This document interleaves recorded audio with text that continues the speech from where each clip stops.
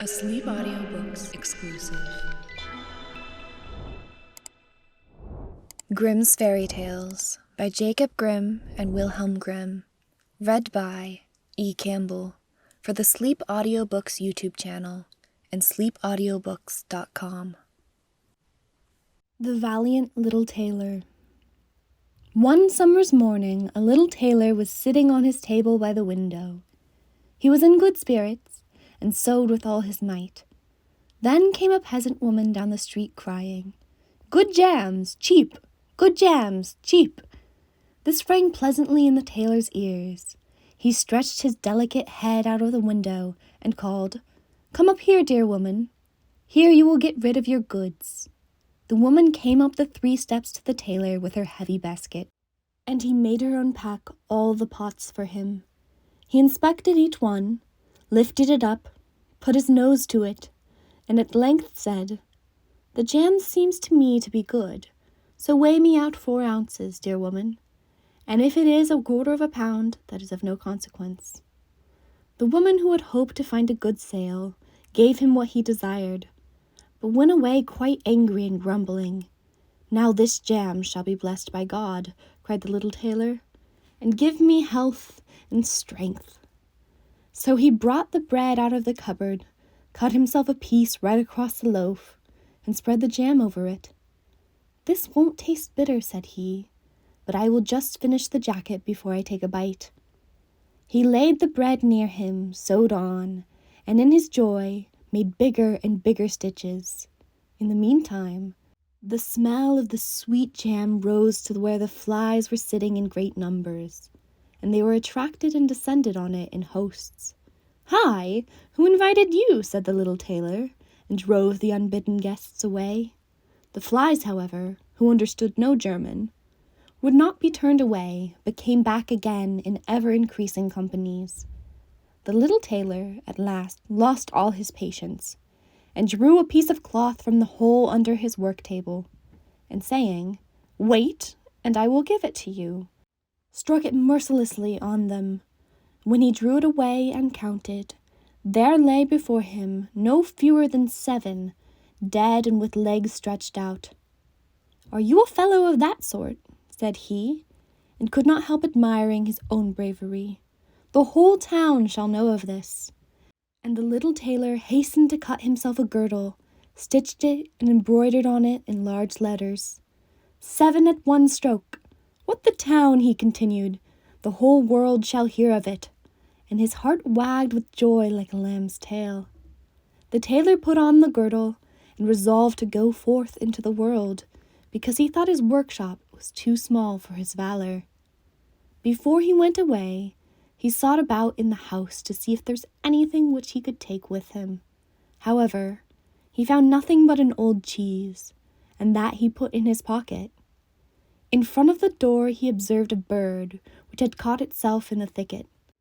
It had to go into his pocket with the cheese. Now he took to the road boldly, as he was light and nimble. He felt no fatigue. The road led him up a mountain, and when he had reached the highest point of it, there sat a powerful giant looking peacefully at him. The little tailor went bravely up, spoke to him, and said, "Good day, comrade. So you are sitting there overlooking the widespread world. I am just on my way thither, and want to try my luck. Have you any inclination to go with me?" The giant looked contemptuously at the tailor, and said, "You ragamuffin, you miserable creature." "Oh, indeed," answered the little tailor, and unbuttoned his coat, and showed the giant the girdle. "There may you read what kind of a man I am." The giant read, 7 at 1 stroke, and thought that they had been men whom the tailor had killed, and began to feel a little respect for the tiny fellow. Nevertheless, he wished to try him first, and took a stone in his hand and squeezed it together, so that water dropped out of it. "Do that likewise," said the giant, "if you have strength." "Is that all?" said the tailor. "That is child's play with us," and put his hand into his pocket, brought out the soft cheese, and pressed it until the liquid ran out of it. "Faith," said he, "that was a little better, wasn't it?" The giant did not know what to say, and could not believe it of the little man. Then the giant picked up a stone and threw it so high that the eye could scarcely follow it. "Now, little mite of a man, do that likewise." "Well thrown," said the tailor, "but after all the stone came down to earth again. I will throw you one which shall never come back at all." And he put his hand into his pocket, took out the bird and threw it into the air. The bird, delighted with its liberty, rose, flew away, and did not come back. "How does that shot please you, comrade?" asked the tailor. "You can certainly throw," said the giant, "but now we will see if you are able to carry anything properly." He took the little tailor to a mighty oak tree, which lay there felled on the ground, and said, "If you are strong enough, help me to carry the tree out of the forest." "Readily," answered the little man. "Take you the trunk on your shoulders, and I will raise up the branches and twigs. After all, they are the heaviest." The giant took the trunk on his shoulder, but the tailor seated himself on a branch, and the giant, who could not look round, had to carry away the whole tree, and the little tailor into the bargain. He behind was quite merry and happy, and whistled the song, "Three tailors rode forth from the gate," as if carrying the tree were child's play. The giant, after he had dragged the heavy burden part of the way, could go no further, and cried, "Hark you! I shall have to let the tree fall."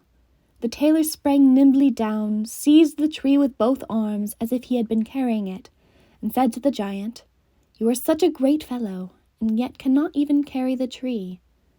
They went on together, and as they passed a cherry tree, the giant laid hold of the top of the tree where the ripest fruit was hanging, bent it down, gave it into the tailor's hand, and bade him eat. But the little tailor was much too weak to hold the tree, and when the giant let go, it sprang back again, and the tailor was tossed into the air with it. When he had fallen down again without injury, the giant said, "What is this? Have you not strength enough to hold the weak twig?" "There is no lack of strength," answered the little tailor. "Do you think that could be anything to a man who struck down 7 at one blow? I leapt over the tree because the huntsmen are shooting down there in the thicket. Jump as I did, if you can do it." The giant made the attempt, but he could not get over the tree, and remained hanging in the branches, so that, in this also, the tailor kept the upper hand. The giant said, "If you are such a valiant fellow, come with me into our cavern and spend the night with us." The little tailor was willing and followed him. When they went into the cave, other giants were sitting there by the fire, and each of them had a roasted sheep in his hand and was eating it. The little tailor looked round and thought, "It is much more spacious here than in my workshop." The giant showed him a bed and said he was to lie down in it and sleep. The bed, however, was too big for the little tailor. He did not lie down in it, but crept into a corner.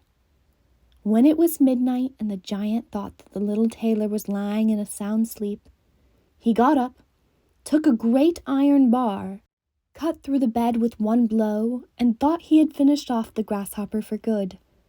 With the earliest dawn the giants went into the forest, and had quite forgotten the little tailor, when all at once he walked up to them quite merrily and boldly. The giants were terrified. They were afraid that he would strike them all dead, and ran away in a great hurry. The little tailor went onwards, always following his own pointed nose.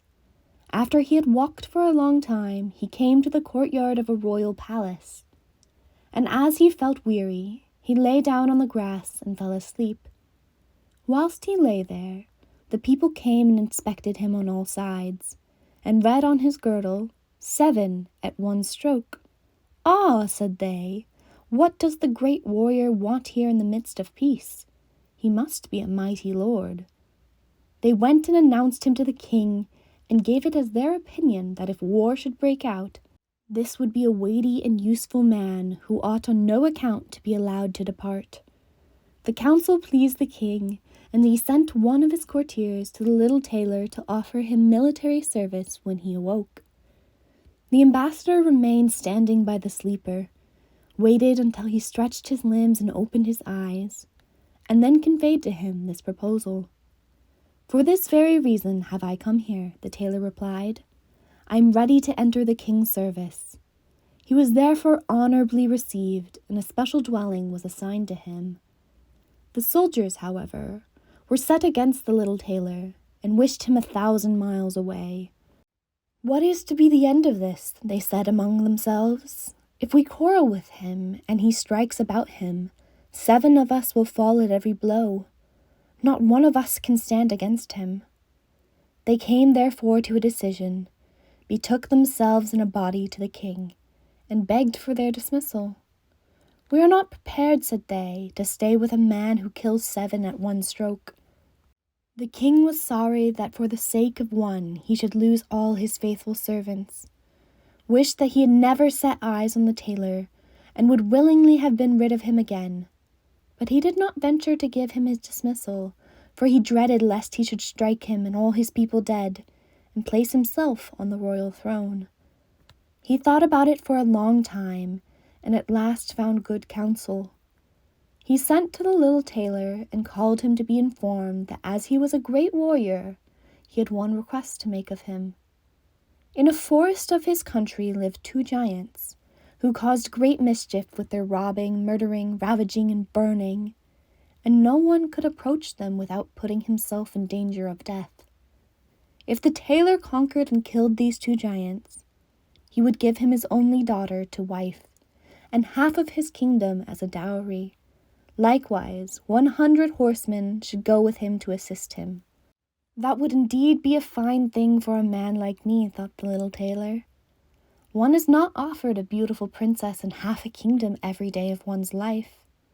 "Oh yes," he replied, "I will soon subdue the giants, and do not require the help of the 100 horsemen to do it. He who can hit 7 with one blow has no need to be afraid of 2. The little tailor went forth, and the 100 horsemen followed him. When he came to the outskirts of the forest, he said to his followers, "Just stay waiting here. I alone will soon finish off the giants." Then he bounded into the forest and looked about right and left. After a while he perceived both giants. They lay sleeping under a tree and snored so that the branches waved up and down. The little tailor, not idle, gathered 2 pockets full of stones, and with these climbed up the tree. When he was halfway up, he slipped down by a branch until he sat just above the sleepers, and then let one stone after another fall on the breast of one of the giants. For a long time the giant felt nothing, but at last he awoke, pushed his comrade, and said, "Why are you knocking me?" "You must be dreaming," said the other. "I am not knocking you." They laid themselves down to sleep again, and then the tailor threw a stone down on the second. "What is the meaning of this?" cried the other. "Why are you pelting me?" "I am not pelting you," answered the first, growling. They disputed about it for a time, but as they were weary, they let the matter rest, and their eyes closed once more. The little tailor began his game again, picked out the biggest stone, and threw it with all his might on the breast of the first giant. "That is too bad," cried he, and sprang up like a madman, and pushed his companion against the tree until it shook. The other paid him back in the same coin, and they got into such a rage that they tore up the trees and belabored each other so long, that at last they both fell down dead on the ground at the same time. Then the little tailor leapt down. "It is a lucky thing," said he, "that they did not tear up the tree on which I was sitting, or I should have had to sprint onto another like a squirrel. But we tailors are nimble." He drew out his sword and gave each of them a couple thrusts in the breast, and then went out to the horsemen and said, "The work is done. I have finished both of them off.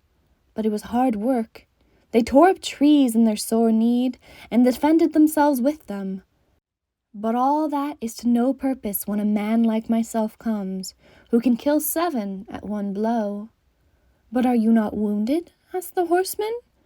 "You need not concern yourself about that," answered the tailor. "They have not bent one hair of mine." The horsemen would not believe him, and rode into the forest. There they found the giants swimming in their blood, and all round about lay the torn-up trees. The little tailor demanded of the king the promised reward. He, however, repented of his promise, and again bethought himself how he could get rid of the hero. "Before you receive my daughter and the half of my kingdom," said he to him, "you must perform one more heroic deed.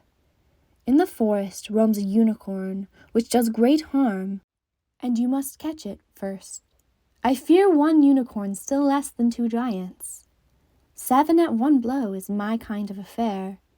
He took a rope and an axe with him, went forth into the forest, and again bade those who were sent with him to wait outside. He had not long to seek. The unicorn soon came towards him, and rushed directly on the tailor, as if it would gore him with his horn without more ado. "Softly, softly.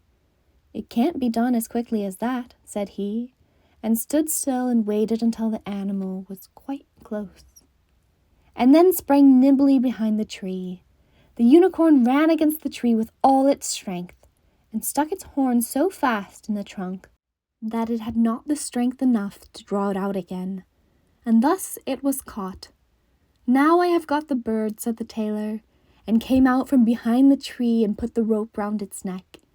And then with his axe he hewed the horn out of the tree, and when all was ready, he led the beast away and took it to the king.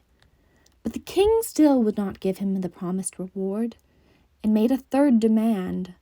Before the wedding, the tailor was to catch him a wild boar that made great havoc in the forest, and the huntsmen should give him their help. "Willingly," said the tailor. "That is child's play." He did not take the huntsmen with him into the forest, and they were well pleased that he did not, for the wild boar had several times received them in such a manner that they had no inclination to lie in wait for him. When the boar perceived the tailor, it ran on him with foaming mouth and whetted tusks, and was about to throw him to the ground, but the hero fled and sprang into a chapel which was near, and up to the window at once, and in one bound out again. The boar ran after him, but the tailor ran round outside and shut the door behind it, and then the raging beast, which was much too heavy and awkward to leap out of the window, was caught. The little tailor called the huntsmen thither, that they might see the prisoner with their own eyes. The hero, however, went to the king, who was now, whether he liked it or not, obliged to keep his promise, and gave his daughter and the half of his kingdom. Had he known that it was no warlike hero, but a little tailor who was standing before him, it would have gone to his heart still more than it did. The wedding was held with great magnificence and small joy, and out of a tailor a king was made. After some time the young queen heard her husband say in his dreams at night, "Boy, make me the doublet, and patch the pantaloons, or else I will wrap the yard measure over your ears." Then she discovered in what state of life the young lord had been born, and next morning complained of her wrongs to her father, and begged him to help her to get rid of her husband, who was nothing else but a tailor. The king comforted her and said, "Leave your bedroom door open this night, and my servants shall stand outside, and when he has fallen asleep shall go in, bind him, and take him on board a ship which shall carry him into the wide world." The woman was satisfied with this, but the king's armor-bearer, who had heard all, was friendly with the young lord, and informed him of the whole plot. "I'll put a screw into that business," said the little tailor. At night he went to bed with his wife at the usual time, and when she thought that he had fallen asleep, she got up, opened the door, and then lay down again. The little tailor, who was only pretending to be asleep, began to cry out in a clear voice, "Boy, make me the doublet and patch me the pantaloons, or I will wrap the yard measure over your ears. I smote 7 at one blow, I killed 2 giants, I brought away 1 unicorn, and caught a wild boar, and am I to fear those who are standing outside the room? When these men heard the tailor speaking thus, they were overcome by a great dread, and ran as if the wild huntsman were behind them, and none of them would venture anything further against him. So the little tailor was and remained a king to the end of his life. End of The Valiant Little Tailor